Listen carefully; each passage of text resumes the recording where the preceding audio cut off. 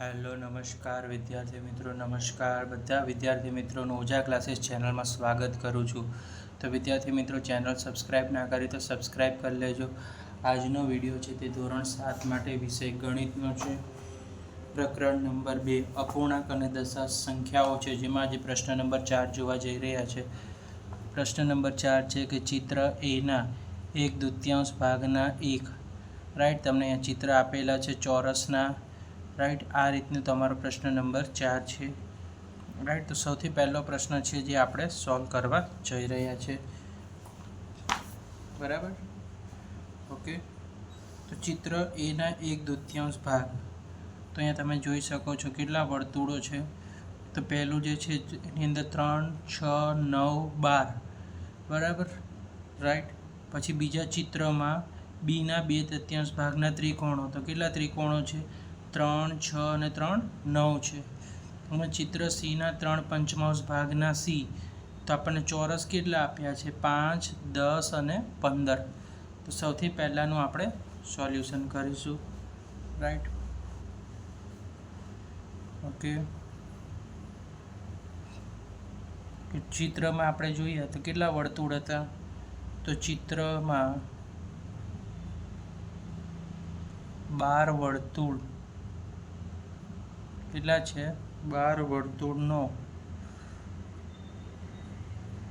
1/2 ભાગ, બરાબર. હવે જુઓ, 12 ગુણ્યા કેટલા કરશું આપણે? 1/2. ઓકે, તો 2 6 કેટલા થઈ જાય? 12. તો 6 એકા 6. કેટલા આપણે વર્તુળ છાयांકિત કરશું? 6. તો 12માંથી આપણે કેટલા કરવાના છે? અહીંયા 6 વર્તુળને છાयांકિત કરવાના છે વિદ્યાર્થી મિત્રો. 1 2 3 4, ચોથી અહીંયા લાઈન ખેંચી લઈએ આપણે. 12 વર્તુળને ટોટલ 12 આપણે કરશું. 1 2 3 4 5 6 7 8 9 10 11 12. એમાંથી કોઈ પણ 6 ને આપણે છાयांકિત કરશું. 2 3 4 5 અને 6. Okay, right. 12માંથી આપણે 6 ને છાयांકિત કર્યા છે. હવે બીજાનું સોલ્યુશન કરશું આપણે કે ચિત્રમાં 9 ત્રિકોણ હતા. ચિત્રમાં આપણે કેટલા છે? બીમાં 9 ત્રિકોણો છે. 9 ત્રિકોણ. 9 ત્રિકોણોનો 2/3 ભાગ. 2/3.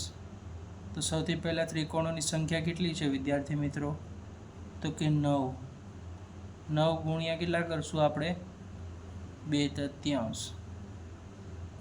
9 ગુણ્યા 2/3 કરશું તો 9 દુ કેટલા થાય? 18. 18 ભાગ્યા 3 કરો તો કેટલા થઈ જાય? 6 થઈ જશે. કેટલા થઈ ગયા? 6 થઈ ગયા, રાઈટ. તો આપણે 6 ત્રિકોણને શું કરશું? 9માંથી 6 ને છાयांકિત કરશું. ત્રિકોણના 1 2 3. ટોટલ દોરવાના કેટલા ત્રિકોણો વિદ્યાર્થી મિત્રો? 9. એમાંથી છાयांકિત ભાગ કેટલો કરવાનો આપણે? 6. તો પહેલી લાઈનમાં 3 ત્રિકોણ, બીજી લાઈનમાં પણ 3 ત્રિકોણ અને ત્રીજી લાઈનમાં પણ 3 ત્રિકોણ કરશું. એટલે ટોટલ આપણે કેટલા છે? 9માંથી 6 છાयांકિત કરશું આપણે. 1 2 3 4 5 અને 6. જેટલો જવાબ આવે એટલા ભાગને શું કરવાનું? છાयांકિત કરવાનું રહેશે. હવે ત્રીજાનું સોલ્યુશન છે. ચિત્રમાં 15 ચોરસનો 3/5 ભાગ. હવે 15 ચોરસનો કેટલો કીધો છે? 3/5 ભાગ. તો સૌથી પહેલાં શું કરવાનું અહીંયા વિદ્યાર્થી મિત્રો? 15 ગુણ્યા 3/5. તો 5 તેરી કેટલા થઈ જાય? 15. 3 તેરી કેટલો થઈ ગયા? 9, રાઈટ. તો આપણે 9 ટોટલ વર્તુળ આપણે ચોરસ કેટલા પાડશું? 15 પાડશું.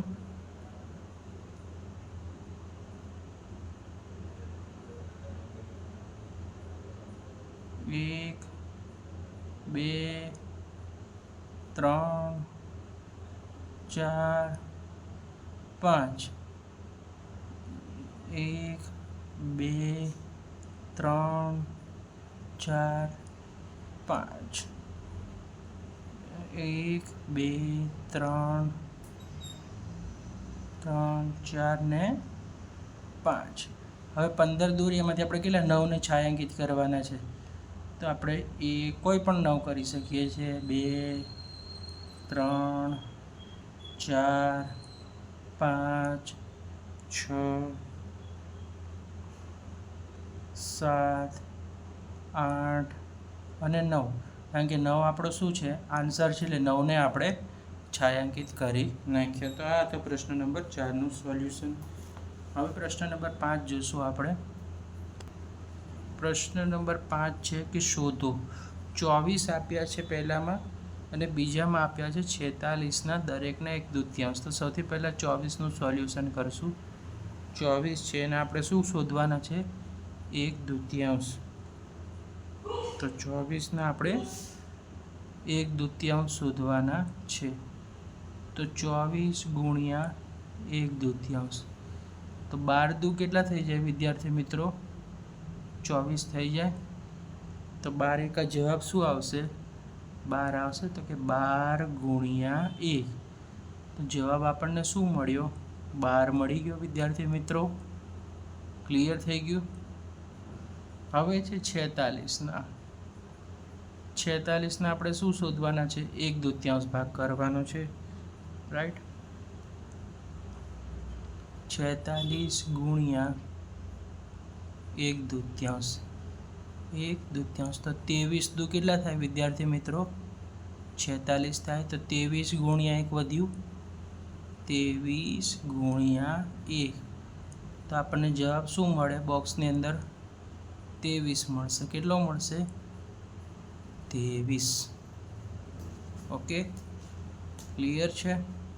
હવે આપ્યું છે 18 આપ્યું છે અને 27 દરેકના 2/3. તો આપણે 2/3 આપીએ તો 18ના પણ આપણે કેટલા લેવા પડે? 2/3. તો સૌથી પહેલાં લખશું આપણે જવાબ બીમાં 18ના 2/3. આ જે સંખ્યા હોય એના જ આ ડાબી બાજુની પણ સંખ્યા એના સાથે જ ગુણાકાર કરવાની. 18 ગુણ્યા 2/3. તો 3ના ઘડિયામાં 18 આવે તો 3 છક કેટલા થઈ જશે વિદ્યાર્થી મિત્રો? 18 થઈ જશે. તો અહીંયા શું વધ્યું? 6 ગુણ્યા 2. તો 6 દુ કેટલા થઈ જશે? 12. તો જવાબ શું આવ્યો? આપણે 12 આવી ગયો. ક્લિયર છે. બોક્સની અંદર આપણે 12 લખી દીધું. હવે છે 27ના 2/3. 27ના કેટલા શોધવાના છે વિદ્યાર્થી મિત્રો? 2/3. તો સૌથી પહેલાં આપણે 27 લખશું ગુણ્યા 2/3. તો 3 9 કેટલા થઈ જાય? 27. 3 9 કેટલા થઈ ગયા આપણા? 27 થઈ જશે વિદ્યાર્થી મિત્રો. તો 9 દુ કેટલા થઈ ગયા આપણા? તો ઉપર આપણને 9 વધ્યું ને અહીંથી 2 વધ્યો તો 9 દુ 18 થશે. તો 18 છે આપણો શું છે? આન્સર મળી ગયો વિદ્યાર્થી મિત્રો. ક્લિયર છે. ઘડિયા આવડશે તો દાખલા ઓટોમેટિક આવડી જશે. ઓકે,